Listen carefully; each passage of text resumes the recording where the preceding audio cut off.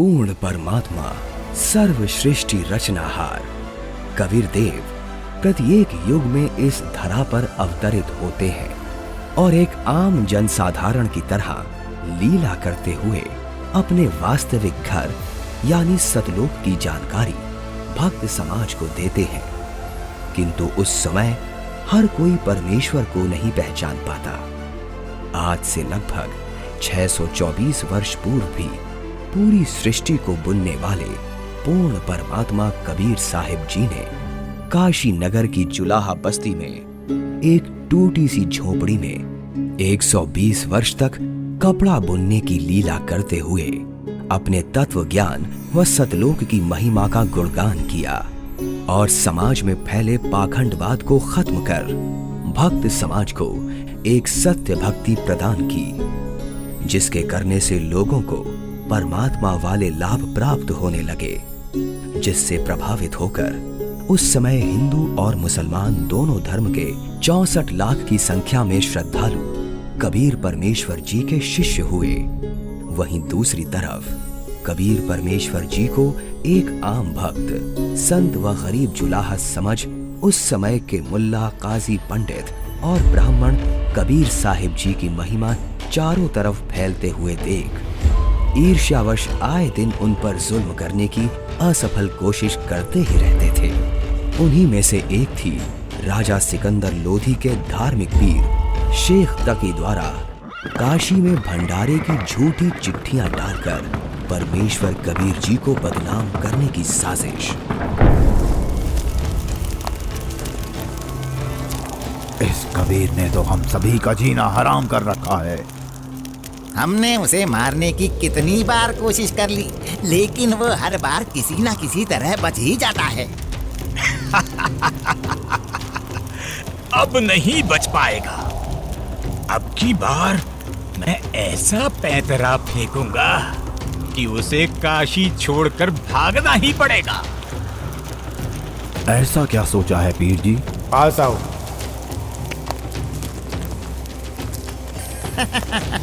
आपने भी क्या तरकीब सोची है? अब तो उस दुष्ट के लिए भारी मुसीबत आने वाली है। अगले ही दिन से एक पत्र भारतवर्ष के कोने कोने में सभी मठों, आश्रमों, मंदिरों में पहुंचने लगा।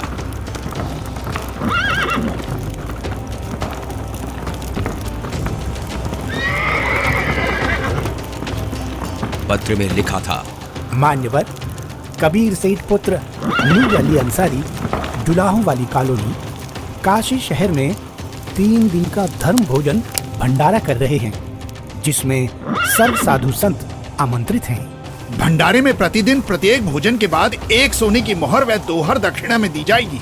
भोजन में लड्डू, जलेबी, हलवा, खीर, दही बड़े, मालपुए, रसगुल्ले आदि आदि सब मिष्ठान खाने को मिलेंगे और साथ में सूखा सीधा भी दिया जाएगा। सभी शिष्यों को बता दो, भंडारे में सभी को चलना है।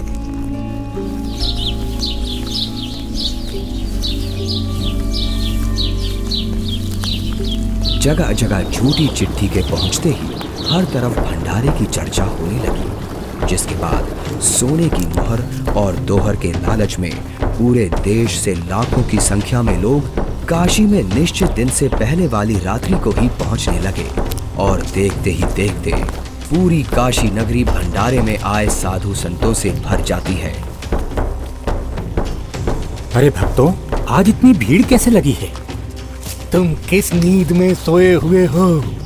तुम्हें पता नहीं, यहाँ काशी में कबीर नाम का सेठ 3 दिन का भंडारा कर रहे हैं, जिसमें प्रत्येक भोजन के साथ 1 सोने की मोहर व दोहर भी दी जाएगी।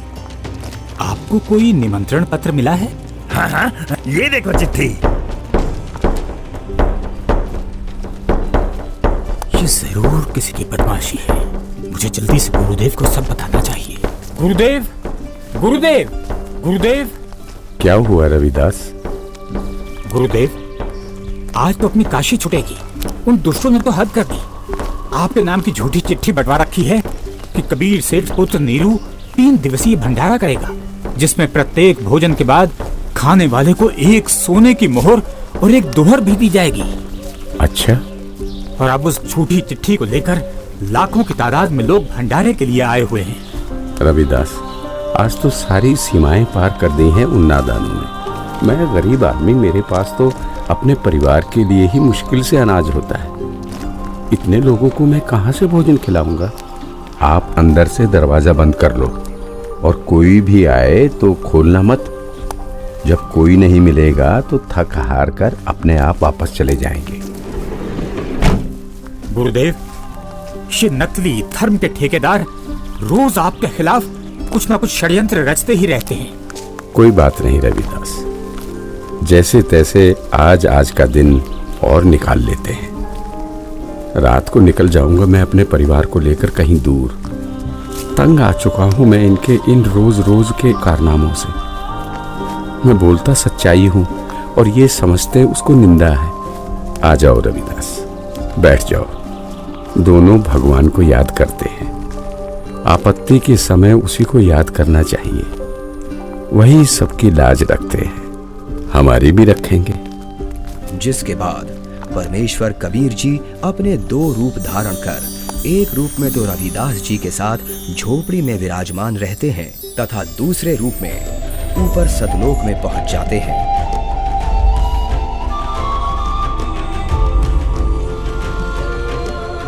जहां असंख्यों बैल उनका इंतजार कर रहे होते हैं, जिनके ऊपर टंगे झोलों में भंडारे के लिए टेंट का सामान और पका पकाया भोजन, लड्डू, जलेबी, कचौड़ी, पकौड़ी सब लदा हुआ है। हे सृजनहार परमात्मा, जहाँ आप गए हो वो तो खाकी खंजूर स्थान है। वहाँ सारी उम्र लगे रहते हैं, फिर भी खाने को भोजन तक अच्छे से नसीब नहीं होता। आपके आदेश से हमने सब कुछ तैयार कर रखा है। परमेश्वर कबीर साहिब जी वहां खड़े अनंत कोटि बैलों में से केवल 9 लाख बैलों को और सेवादार रूप में वहीं की कुछ हंस आत्माओं को लेकर एक पल में सतलोक से चलकर काशी में प्रकट हो जाते हैं। आया है बंजारा केशो आया है, काशी आया माल अपारा केशो आया है। आया है बंजारा केशो आया है। 9 लाख बोडी बड़ी विशंबर, 9 लाख बोडी बड़ी विशंबर, दिया कबीर भंडारा केशो आया है। आया है बंजारा केशो आया है। धरती ऊपर तंबू ताने, धरती ऊपर तंबू ताने, चौपड़ के बंजारा केशो आया है। आया है बंजारा केशो आया है। कौन देश से बालद आई, कौन देश से बालद आई, ना कहीं बंजाने वाला केशो आया है। आया है बंजारा केशो आया है। अपरम पार पार गत तेरी, अपरम पार पार गत तेरी, कित उतरे जलधारा केशो आया है। आया है बंजारा केशो आया है। साहूकार नहीं कोई जाके, साहूकार नहीं कोई जाके, काशी नगर मजारा केशो आया है। आया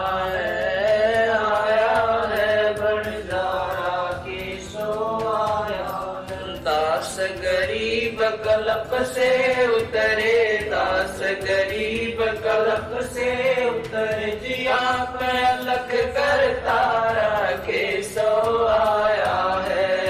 आया है बंजारा केशो आया है। दास गरीब कलप से उतरे, दास गरीब कल्प से जिया पे अलग करता केशव आया है, आया है, आया है बंजारा केशव आया है।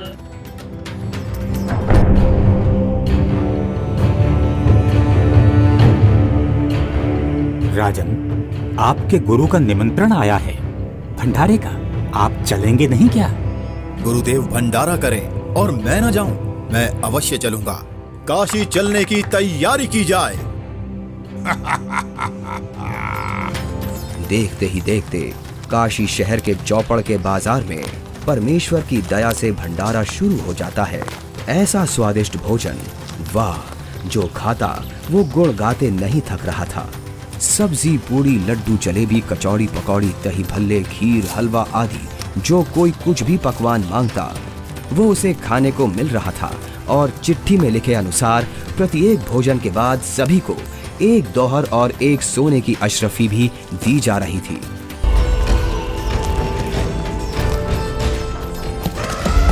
उधर से दिल्ली के बादशाह सिकंदर लोधी भी, जो परमेश्वर कबीर जी का शिष्य हो चुका था, अपने धार्मिक पीर शेख तकी के साथ भंडारे में पहुंच जाता है। अरे, ये क्या हो रहा है? ये भंडारा कैसे चल रहा है? भंडारे में परमेश्वर कबीर साहिब जी की जय जयकार सुनकर जहां शेख तकी ने सोचा तो था कि कबीर अपनी झोपड़ी छोड़कर भाग गया होगा और लोग उसको गाली दे रहे होंगे, किंतु उसके विपरीत भंडारा चलते देख शेख तकी के तो तन बदन में आग लग गई। हे भक्तों, कबीर साहिब जी किधर हैं? कबीर साहिब जी का तो मालूम नहीं, किंतु उधर सफेद तंबू में एक व्यक्ति बैठा है, वही भंडारे की सारी व्यवस्था किए हुए है।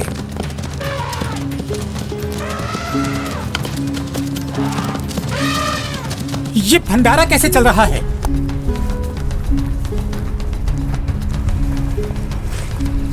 कौन हैं आप और कबीर जी से क्या नाता है आपका? मैं एक बंजारा हूँ और कबीर जी मेरे पगड़ी बदल मित्र हैं। उनका संदेश मेरे पास गया था कि एक छोटा सा भंडारा करना है, थोड़ा सामान लेते आइएगा। और भंडारा चल रहा है। 18 लाख आदमी भोजन कर रहे हैं, ये इसे छोटा सा भंडारा कह रहा है। कबीर जी कहाँ हैं? वो क्यों नहीं आए? हे राजन, उनका दास जो बैठा है, उनको तकलीफ उठाने की क्या आवश्यकता? आप भोजन ग्रहण कीजिए। नहीं नहीं, भोजन भंडारा तो मैं गुरुदेव के दर्शनों परांत ही करूंगा।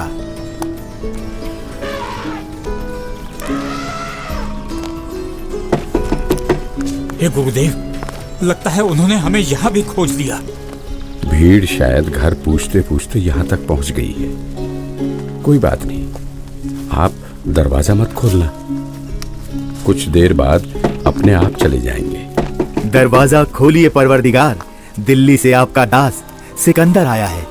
राजन, हम दरवाजा नहीं खोलेंगे। इन लोगों ने तो आज सभी हदें पार कर दी हैं। मेरे नाम से झूठी चिट्ठी डाल रखी है।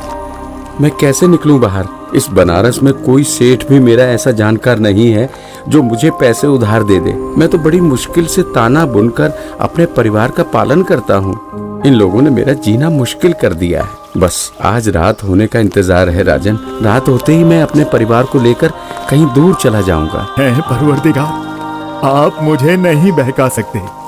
आप ही अल्लाह अकबर हो। आपने देखो वहाँ क्या रंग लगा रखे हैं। एक बार दरवाजा खोल दो दाता, दास आपके दर्शन करना चाहता है। खोल दो दरवाजा।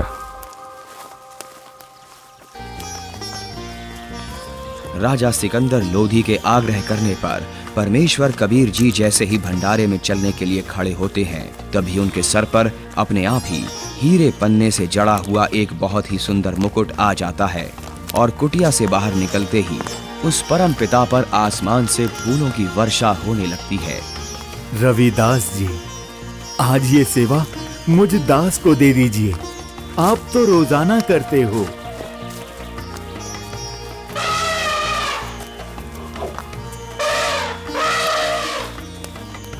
इनमें से कबीर जी कौन हैं? जिस पर बादशाह सिकंदर लोधी चवर कर रहे हैं वही कबीर हैं।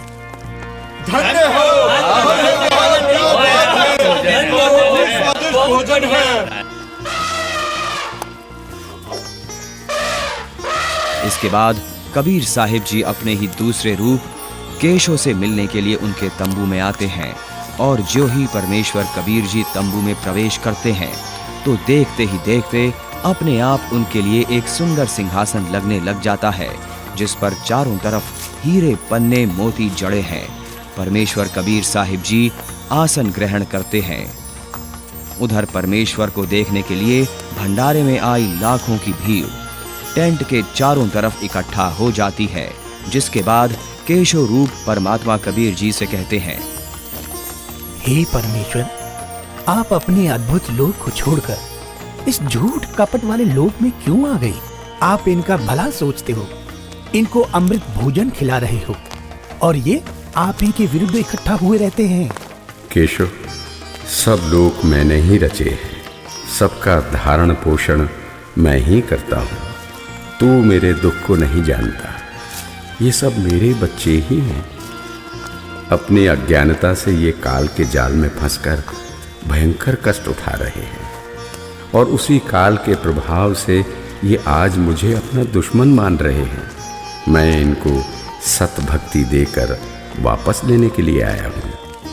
परमेश्वर जी, आप हंस लोक को छोड़ इस जीव लोक में आए, जिनका हाड़, चाम और रक्त का बना शरीर है, जिसमें विष्ठा भरी पड़ी है। आप इनसे कैसे भक्ति कराओगे? केशव, भैंस या गाय आदि को बच्चा होने से पहले उसमें सिर्फ हाड़ चाम होता है, दूध नहीं होता। और जब बच्चा हो जाता है तो उसी हाड़ चाम के शरीर से दूध की बाल्टी भी भर जाती है। ठीक इसी प्रकार मैं इनमें भक्ति प्रवेश करूंगा और उस भक्ति से इस हाड़ चाम के शरीर में ही इनको सतलोक प्राप्ति होगी। हे परमेश्वर, ऐसे लोक में जहाँ जमीन पर पांव रखते ही दंड लगता है, ऐसे गंदे लोक में आपकी रहनी पर मैं बलिहारी हूँ। वहीं शेख तकी की चाल उसी पर उल्टी पड़ गई। उसने लोगों को इकट्ठा तो इसलिए किया था कि कबीर किसी को भोजन करा नहीं पाएगा और लोग उसको गालियां देंगे, लेकिन कबीर जी ने उन इकट्ठा हुए लाखों भक्तों को 3 दिन तक मोहन भोजन भी खिलाया और सोने की मोहर व दोहर देकर सत्संग से उनका अज्ञान अंधेरा भी हटाया। फिर भी ये सब शेख तकी से देखा नहीं गया। उसके अंदर जलती ईर्ष्या की आग इतने महान समागम में भी कमी ही ढूंढ रही थी और इसी आग में शेख तकी मुंह बनाकर सिकंदर लोधी से कहने लगा, चलो राजन, इसने क्या भंडारा किया है? बहुत अच्छा सा किया है। ऐसे ऐसे तो हम 100 भंडारे कर देंगे। शेख तकी ने जब इतना कहा ही था कि बोलते बोलते उसका मुंह टेढ़ा का टेढ़ा ही रह गया और वो गूंगा बहरा भी हो गया। उसने कुल 52 बार कबीर साहिब जी पर जुल्म किए, परंतु ये उसके जीवन की आखिरी बकवाद थी जो उसने कबीर परमेश्वर जी के साथ की। 3 दिन तक समागम चला। तीसरे दिन सेवकों ने बचा हुआ सामान व टेंट आदि बैलों पर लाद दिया और चल पड़े।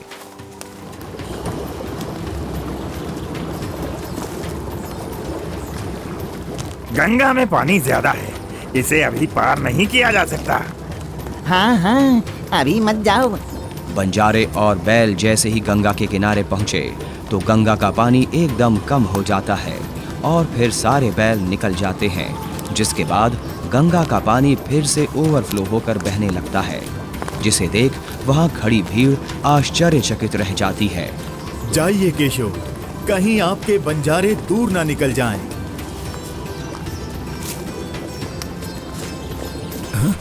ये क्या? कहाँ गए बैल, कहाँ गए बंजारे? राजन, जहाँ से आए थे वहीं चले गए। इससे पहले कि सिकंदर इस बात को समझ पाता, उसी समय केशव भी कबीर जी के अंदर समा गए। सिकंदर दंग रह गया, रोते हुए कबीर परमेश्वर जी के चरणों में दंडवत की। बंदी छोड़ साहिब की जय हो। इस प्रकार परमेश्वर कबीर साहिब जी ने उन दुष्टों की इस साजिश को भी नाकाम करते हुए यह लीला की और भक्त समाज के सामने एक उदाहरण पेश किया कि चाहे कोई गरीब हो या अमीर, भगवान की भक्ति हर इंसान कर सकता है। जैसे मैंने कपड़ा बुनकर अपना व अपने परिवार का पेट पाला और भक्ति भी की, तो समय आने पर परमात्मा ने मेरी लाज भी रखी। उसी प्रकार आप भी मुझ पर यानी परमात्मा पर विश्वास करो और भक्ति करो। फिर देखना, जब कभी भी आपको मेरी आवश्यकता होगी तो मैं आगे खड़ा मिलूंगा। पर्वत पर्वत मैं फिरा, कारण अपने राम, राम सही के संत मिले, जिन सारे सब काम सच्चा है। अभी आपने देखी सत्य घटना पर आधारित 2D एनिमेशन वीडियो। आप सुनिए परमेश्वर कबीर जी और उन्हीं के रूप में आए केशव बंजारा जी की वार्ता की पूरी कथा का सार अमृतवाणियों के द्वारा संत रामपाल जी महाराज के मुखारविंद से। चौपड़ के बाजार फिर कर आए के सो पास, गरीबदास कुर्बान गति क्या क्या कहूँ विलास। पाठ पटंबर बस गए ऊपर हीरे लाल, गरीबदास साहेब धनी डाये मुक्ता माल। केसो और कबीर का तंबू माई मिलाप, गरीबदास 8 पैर लग गोष्ठी निजगर गाप। केसो कहत कबीर से पूछत बाता बीन, गरीबदास क्यों उतरे ऐसे मुल्क मलीन। 100 योजन पर लगत है या दुनिया की गंद, गरीबदास केसो कहे हाड चाम का फंद। सुन कबीर सुर वेद हूँ केसो कष्ट करंत, गरीबदास गंदे मनुष्य मेला आन भरंत। बिष्टा जिनके देह में मगन फिरे दिन रात, गरीबदास केसो कहे जिन सिर यम की घात। सुन कबीर मन भावने तुम्हारी बात अगाध, गरीबदास केसो कहे तुमसे तुम ही साध। धन कबीर कुर्बान जा ऐसी रहरी तुम्हार, गरीबदास के सो कहे छोड़िए गंदा संसार। नरक भरे तिस उदर है रुदर भरी सब देह, गरीबदास के सो कहे या मनुष्य मुखे है। राम नाम कैसे भोर नरक नगीन शरीर, गरीबदास के सो कहे विलंबे कहाँ कबीर। दम बिन दे ही सही नहीं जमी आसमान, गरीबदास के सो कहे जहाँ रहन स्थान। हीरे पीले मोती जहाँ हीरे बदन सफेद, गरीबदास के सो कहे सुनो देश का भेद। लाल श्याम जहाँ रतन है नहीं भौतिक आकार, गरीबदास के सो कहे चल कबीर परिवार। सुन के सो अब वंदना कह कबीर संदेश, गरीबदास लोक में है हमारा परवेश। आड चाम की देही में दूध रतन सरवंत, गरीबदास घट पिंड में ऐसे है भगवंत। तन दूधी को पाड़ कर जय कोई देखे दूध, गरीबदास उस पिंड में आड चाम और गूद। हमरे ही हुनियारे है अमरा सर्जनहार, गरीबदास विधि भेद सुन खुला मुक्ति द्वार। युग 70 हम ज्ञान दिया जीवन समझा एक, गरीबदास घर घर फिरे दरे कबीरा भेख। 70 युग सेवन किए किन न बुझी बात, गरीबदास न समझात हूँ मोहे लगावे लात। कल्प कोटि युग बीतिया हम आए हर बेर, गरीबदास के सो सुनो देन भक्ति की टेर। स्वर्ग मृत्यु पाताल में हम बैठे कई बार, गरीबदास घर घर से जा मार मार के मार। हमारी जात अपूर्वी पूरब रहनी हमारे, गरीबदास कैसे जुड़े पश्चिम के कतार। हम है ठेठ पूरब के उतरे औगट घाट, गरीबदास जी दक्षिण के यो नहीं मिलती साट।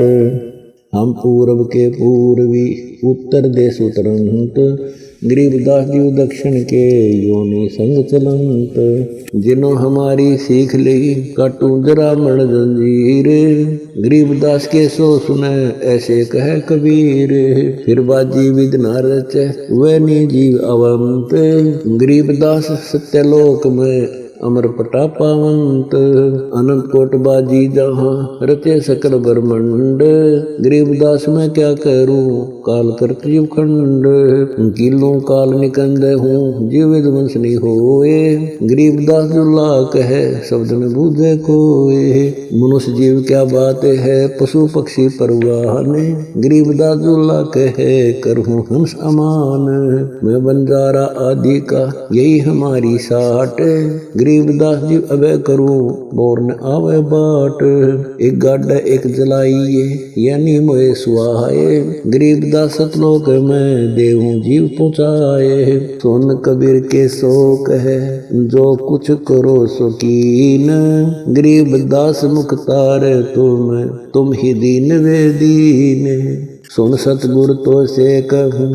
तुम हो दीन दयाल गरीबदास आदीन में तुम साहिब अब्दाल अनंत कोटि ब्रह्मांड को तारत लगे नेवार गरीबदास के शोक है तुम ही दारमदार तुम ही दारमदार हो यहाँ कल्प नहीं इंच गरीबदास के शोक है सब तुमरे ही परपंच के सोतले सौदाम को 9 लाख बोली लीन गरीबदास बंधन किया बाजत है सुरबीन के सो और कबीर जित मिलत बेता एक दास गरीब कबीर हरि धरते नाना भेख बंजारे और बैल सब लाए थे भरमाल गरीबदास सतलोक को चले गए तत्काल आवत जाते ना लखे कौन नाम प्रकाश गरीबदास बूझ है कहाँ गए हरिदास